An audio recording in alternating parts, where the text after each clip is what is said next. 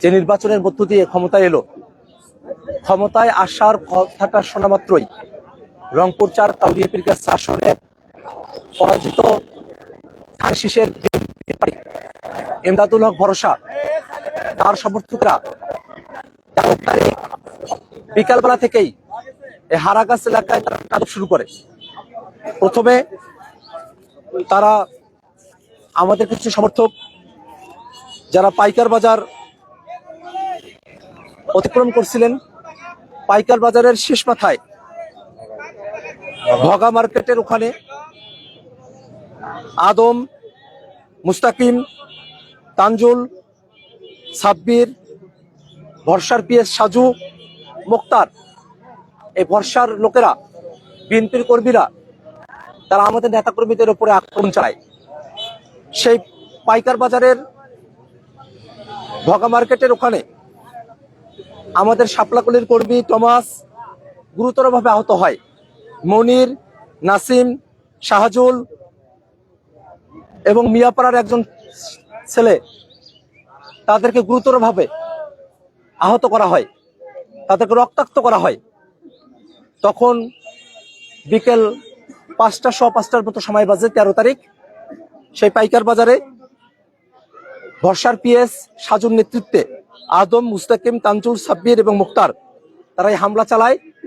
সে হামলার পর থেকে 5-6টি বাইক তো সেখানে ভেঙে ফেলেছে তারা।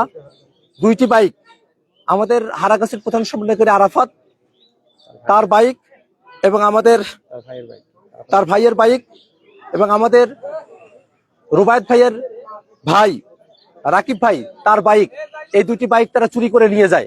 এখনো পর্যন্ত এই 2টা বাইকের কোনো হদিস পাওয়া যায় নাই। তারা জাতীয় নাগরিক পার্টি এনসিপির হারাগাছ পৌরসভার যে কার্যালয়, সে কার্যালয়ে তারা হামলা করে। তারা আমাদের কার্যালয়ের দরজা ভাঙার চেষ্টা করে এবং আমাদের কার্যালয়ের সামনে থাকা আমাদের যে ব্যানারগুলো আছে সেগুলোকে তারা লন্ডভন্ড করে দেয়, তারা ছিঁড়ে নিয়ে যায় এবং পাশের যে দোকানদাররা ছিলেন তাদেরকে তারা হুমকি ধামকি দিয়ে যায়। তারা পরবর্তীতে 3 দিন সে দোকানপাট আর খুলতে পারেন নাই। আমরা অত্যন্ত দুঃখের সাথে খেয়াল করে দেখেছি, সে 13 তারিখ বিকালের পর থেকেই ভরসা বাহিনী হারাগাছে শাপলাকলির যারা কর্মী আছেন, এনসিপির কর্মী, জামাতের কর্মী, তাদের বাড়ি টার্গেট করে হামলা ভাঙচুর শুরু করে। আমরা এই মুহূর্তে যে বাড়িটি পরিদর্শন করেছি, তিনি সুমন স্যার, তিনি আমার ব্যক্তি জীবনে আমি যখন মাদ্রাসায় পড়ি তখন তিনি আমাকে পড়িয়েছেন, সরাসরি তিনি আমার শিক্ষক। সেই শিক্ষকতার জায়গা থেকে, ছাত্র শিক্ষকের সম্পর্কের জায়গা থেকে তিনি রাজনীতিতে এসেছিলেন, শাপলাকলির পক্ষে তিনি কথা বলেছিলেন। এই কারণে তার বাড়িতে আপনারা দেখেছেন কি ভয়ঙ্কর ভাবে তারা হামলা চালিয়েছে। বাড়িতে বেসিন ভেঙেছে, রান্নাঘর তছনছ করেছে, 4 ভরি স্বর্ণ এবং 2 লক্ষ টাকা তারা লুটপাট করে নিয়ে গেছে। বাড়িতে বাইক ভেঙেছে, 2টা বাইক ভেঙেছে তারা। এই বাড়িটার আসবাবপত্র সবকিছু ভেঙেছে, কোরআন শরীফ তছনছ করে ফেলেছে। এমন ভাবে তারা এই বাড়িটার একেবারে এই বাড়িটাতে আর বসবাসের অযোগ্য হয়ে গেছে, এমন ভাবে তারা এই বাড়িঘরটা ভেঙেছে। আপনারা সাংবাদিকেরা দেখলেন যে গত 10 দিন সুমন স্যারের বাড়ির কোন সদস্য এই বাড়িটাতে তারা থাকতে পারেন নাই। আজই প্রথম এই মিডিয়ার ভাইরা আপনাদের ভরসায় তারা কিন্তু আজকে বাড়িতে এসেছেন। এই বাড়িতে এই মানুষেরা এত আতঙ্কের মধ্যে আছেন।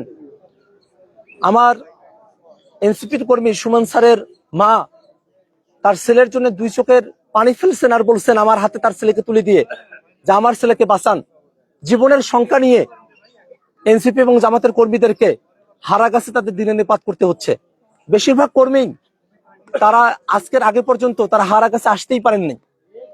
আমাদের আরেকজন কর্মী রুবায়েত ভাই, তার বাড়িতে তারা হামলা চালিয়েছে। তার বাড়িতে তার মায়ের সাথে এবং তার বোনদের সাথে আমার কথা হয়েছে, তারা কাঁদছিলেন, চোখ দিয়ে পানি পড়ছিল এবং তারা এতটা ভয়ে ছিলেন যে যখনই ওই বাড়িটা রাস্তার পাশে, যখনই ভরসার লোকেদের কোনো মিছিল সিটিক দিয়ে যেত, তখনই তাদের কলিজায় আর কোনো পানি থাকতো না। তারা ভয় পেয়ে যেতেন যে এখনই মনে হয় ভিতরে ঢুকবে এবং সবকিছুকে তছনছ করে দিবে। আপনারা দেখেন এই যে পাশের যে বাড়িটা সুমন স্যারের বাড়ি মনে করে সেই বাড়ির গেটে উপর যে পড়ি বড় রামদা দিয়ে বড় ধারালো অস্ত্র দিয়ে সেখানে চোটপাট করা হয়েছে, গেটটাকে তছনছ করে দেওয়া হয়েছে। রুবায়েত ভাইয়ের বাড়িতে যেসব সন্ত্রাসীরা, ভরসার লোকেরা, বিএনপির গুন্ডারা সন্ত্রাসীরা আক্রমণ করেছিল, তাদের মাঝে অন্যতম সন্ত্রাসী আদম, মিলন, মোক্তার এবং পাভেল, তারা সেখানে সন্ত্রাসী হামলা চালিয়েছে। সুমন স্যারের বাড়িতে যারা হামলা চালিয়েছে তাদের মাঝে অত্যন্ত ভয়ানক ছিল বাঁধন, মিলন, মোতালেব ওরফে ফরহাদ। তারা অত্যন্ত ভয়ানক ভাবে সুমন স্যারের বাড়িতে হামলা চালিয়েছে। আমাদের প্রধান সমন্বয়কারী আরাফাত ভাইয়ের বাড়িতে হামলা চালিয়েছে।